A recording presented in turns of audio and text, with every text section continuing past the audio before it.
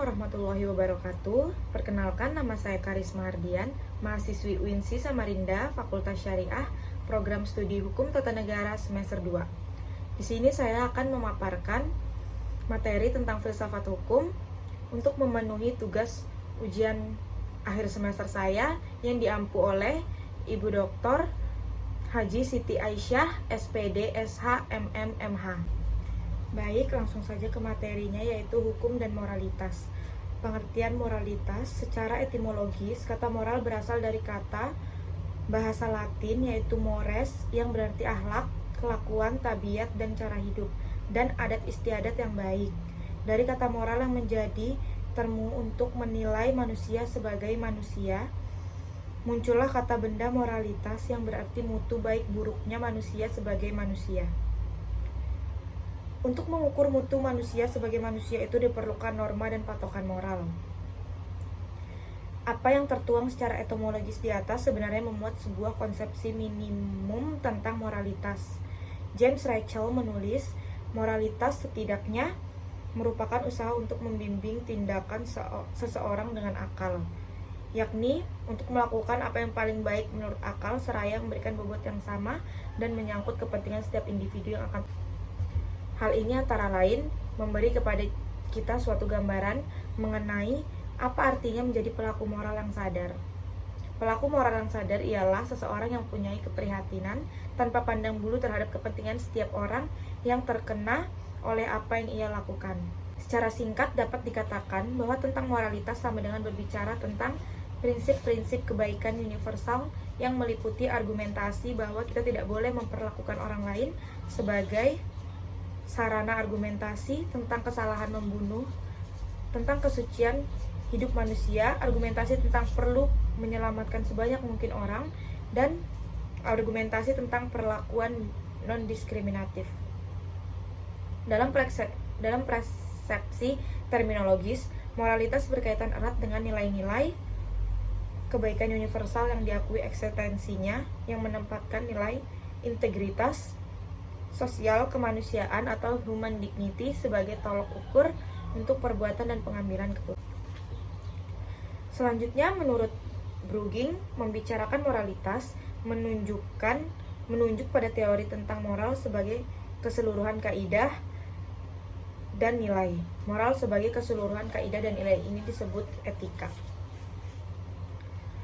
Etika tidak berpendapat dengan positif analitis. Wajah hukum legisme yang tidak pernah netral mengharuskan adanya patokan-patokan standar tentang nilai-nilai yang harus dijunjung tinggi dalam kehidupan. Korelasi antara filsafat hukum dan moralitas. Sebagaimana yang dijelaskan sebelumnya, filsafat hukum adalah cabang dari ilmu filsafat yang mempelajari hukum secara substantif, yaitu sebagai gejala universal pengalaman manusia, sebagai gejala universal dari pengalaman manusia. Filsafat hukum berbicara tentang isi atau esensi nilai substantif dari peraturan. Dalam kategori ini dapat dikatakan bahwa secara formatif, hukum diciptakan dengan teknik dan bentuk tertentu, akan tetapi secara substantif, hukum diciptakan dengan berpedoman pada cita-cita filosofis tertentu. Thomas More West, sebagaimana yang dikutip oleh Andre Ataujan, menyebutkan bahwa pokok bahasan filsafat hukum sebetulnya mudah diidentifikasi, yakni ketika seseorang mengajukan pertanyaan tentang hukum dan di dalamnya terkandung hal normatif atau analisis konsep yang digunakan dalam dunia hukum. Itu berarti filsafat hukum bertujuan memberikan pertanggungjawaban rasional atau konsep-konsep yang digunakan dalam praktek hukum dan perundang-undangan. Lalu apa korelasi antara filsafat hukum dan moralitas?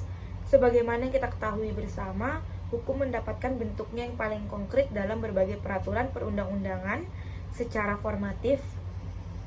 Hukum dapat kita lihat dalam berbagai aturan beserta pasal-pasal dan ayat-ayatnya. Akan tetapi, hukum tidak terbatas atau hanya dibatasi pada norma yang tertuang secara tertulis, law in book. Konsepsi hukum jauh lebih luas dari sekedar norma yang tersurat.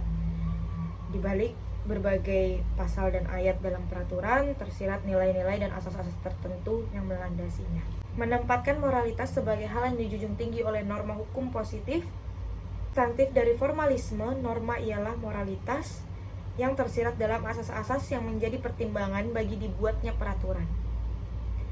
Aristoteles menyebut nilai keadilan sebagai salah satu bentuk moralitas dan pembuatan peraturan perundang-undangan, mendapatkan wujud konkretnya dalam bentuk hukum.